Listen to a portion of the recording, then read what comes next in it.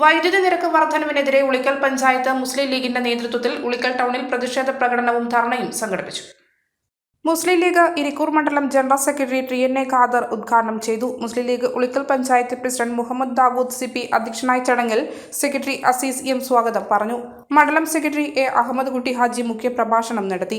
ഉളിക്കൽ ഗ്രാമപഞ്ചായത്ത് vice president Sameera Pallippath, member Ayesha Ibrahim, Muslim League panchayat treasurer C A. Mujeeb Rahman, youth League Ulikkal panchayat general secretary Anwar C P., Muslim League panchayat vice president K T. Muhammad Ali, youth League Ulikkal ശാഖ president Dawood R P., S T U Ulikkal panchayat secretary P. Siddique, Mansoor C H. A. Khader തുടങ്ങിയവർ സംസാരിച്ചു.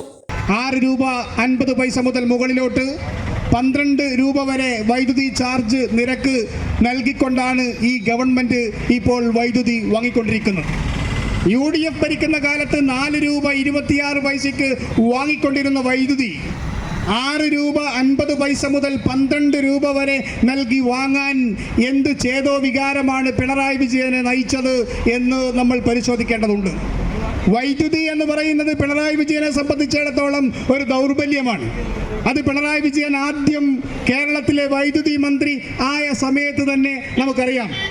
അന്നാണ് ഏറ്റവും കുപ്രസിദ്ധമായ SNC Lavalin കരാർ എന്ന് പറയുന്ന ഒരു കരാറുണ്ടാവുകയും ഏതാണ്ട് 362 കോടി രൂപയുടെ അഴിമതി നടത്തുകയും ചെയ്തത് SNC ലാവ്ലിൻ കരാറിലൂടെയാണ് എന്ന് നമുക്കെല്ലാവർക്കും അറിയാം. മലയോരത്തിന്റെ സ്വന്തം പ്രാദേശിക ചാനൽ A ചാനൽ. നിങ്ങളുടെ നാട്ടിലെ വാർത്തകളും വിശേഷങ്ങളും ഞങ്ങളെ അറിയിക്കുവാൻ വിളിക്കൂ 9447691771 9074215391.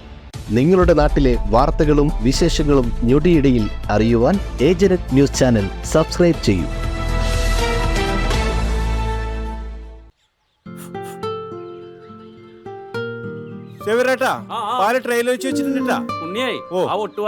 വെച്ചില്ലേ?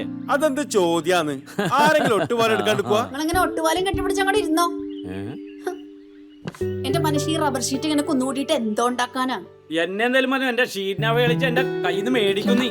അത് കറക്റ്റ്. ഉള്ള സമയത്ത് ഇതൊക്കെ ഒന്ന് തൂക്കി വിട്ടിട്ട് കാശൊന്നും കൊണ്ടെത്താ മനുഷ്യ. MS ഗോൾഡ് പോയി കുറച്ച് സ്വർണ്ണം വാങ്ങട്ടെ. അത് യോറിന് എന്ത്? ഇതിന്റെയൊക്കെ വില എപ്പോഴാ കുത്തനെ വീഴുന്ന ആർക്കറിയാം മനുഷ്യ. സിസിലി ആ പറഞ്ഞത് നേരാണ്.